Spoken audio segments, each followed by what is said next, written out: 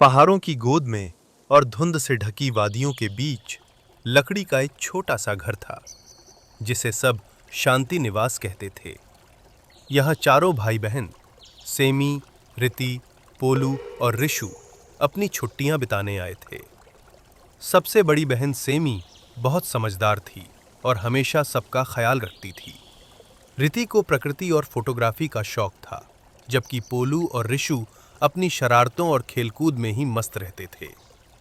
एक सुनहरी सुबह जब वे चारों झरने के किनारे बने अपने लकड़ी के बरामदे में बैठे थे, तभी रिशु अचानक उत्साह से चिल्ला उठा, अरे देखो, इतने सारे सफेद खरगोश! शुश, शोर मत करो रिशु, वरना ये सब डरकर भाग जाएंगे।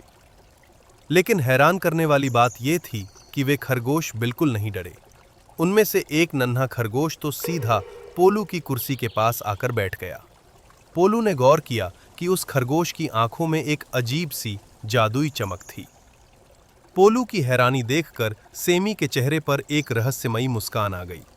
उसने चारों तरफ फैली धुंध और विशाल पहाड़ों की ओर देखा, फिर अपने भाई बहनों की तरफ मुड़कर कहा, इस जगह की जादूगरी को समझने के लिए सिर्फ आंखें नहीं, दिमाग और दिल की भी जरूरत है। चलो, मैं तुम सबसे एक पहेली पूछती हूं।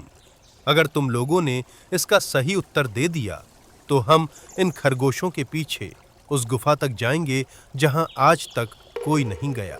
रिति ने अपना कैमरा एक तरफ रखा और उत्सुकता से पूछा, कैसी पहेली दीदी, जल्दी पूछिए। सेमी ने अपनी आवाज को थोड़ा गहरा और गंभीर करते हुए कहा, न पैर हैं उसके फिर भी वह चलती है, न पंख हैं उसके फिर भी वह उड़ती है, सबके पास आती है पर कोई उसे पकड़ नहीं पाता, पहाड़ों से निकलती तो है पर घर कभी वापस नहीं लौटती। बताओ वह क्या है?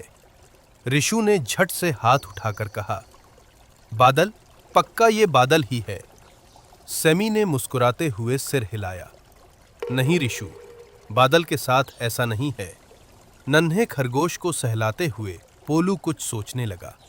तभी उसके कानों में झरने के गिरते पानी की आवाज गूंजी और वह चमक कर चिल्लाया, दीदी, क्या यह नदी या बहता हुआ झरना है? सेमी की आंखें चमक उठीं। उसने कहा, बिल्कुल सही जवाब पोलू, ये बहता हुआ पानी ही है जो इन पहाड़ों का हर रास्ता जानता है। और देखो, ये नन्हा खरगोश हमें उसी झरने के पीछे छिपे गुप्त रास्ते की ओर ले जा रहा है। अब चारों भाई बहनों का उत्साह सातवें आसमान पर था। सेमी के पीछे पीछे रिति, पोलू और रिशु उस मधुर संगीत जैसी पानी की आवाज का पीछा करने लगे। वे ये जानने के लिए बेताब थे कि वो पहेली उन्हें किस बड़े रहस्य की ओर ले जा रही है।